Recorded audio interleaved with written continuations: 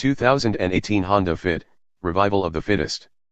The original Honda Fit was a prodigy when it burst onto the US car scene as a 2007 model.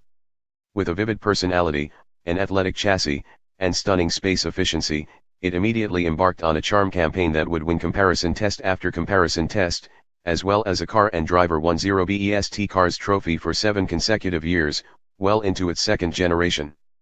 Alas, the latest Fit has been good if not quite great, handsomer than ever but sorely lacking its predecessors' eagerness, dynamic refinement, and user-friendliness. Our 40,000-mile long-term 2015 Fit earned no shortage of complaints involving its unrelenting buzz at highway speeds, its tiny gas tank, the fussy infotainment system that lacked a volume knob, and lessened fun compared with its predecessors. Now a thorough mid-cycle enhancement for 2018 gives this third-generation Fit a second chance to make a first impression. Our first drive of the 2018 Fit was hosted at Honda Performance Development in California, the R&D and technical support center for the company's prolific racing programs, including the SCCA B-Spec Racing Series that Honda spearheaded back in 2010 with the Fit race car.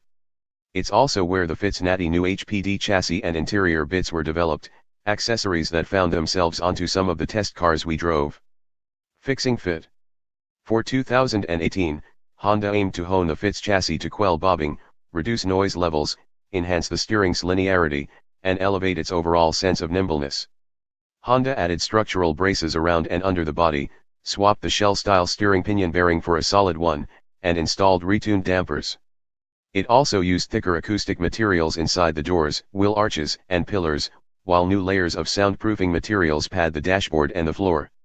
To reduce wind noise, the new Fit gets an acoustically insulating windshield and thicker front quarter windows.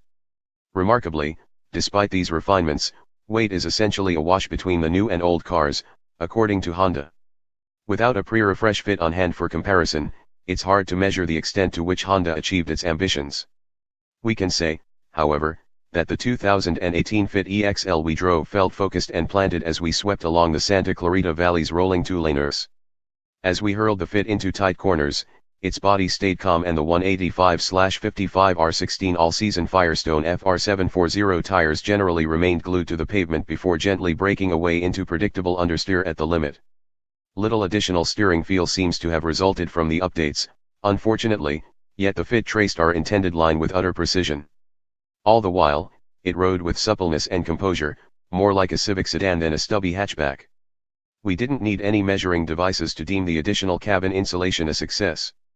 While the quietness somewhat clarifies the bleeding 1.5-liter inline-4's engine note, still not our favorite sound, especially as it moans when working with the optional continuously variable automatic transmission, CVT.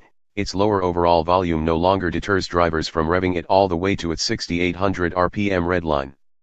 That's a good thing indeed, considering one must hit 6,600 RPM before all of the powertrain's 128 or 130 horses, depending on transmission, show up. Addressing two of our chief complaints is a new 7.0-inch display audio infotainment system that comes standard on Sport, X, and EXL models.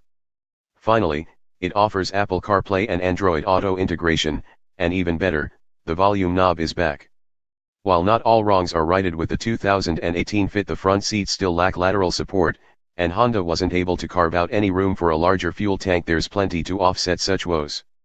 Along with a sophisticated-looking gauge cluster, there's the Fit's trademark 60/40th split rear magic seat, which lets you flip the lower cushion up to carry taller items or flop the seat back down, extending the Fit's heroically low and flat cargo floor.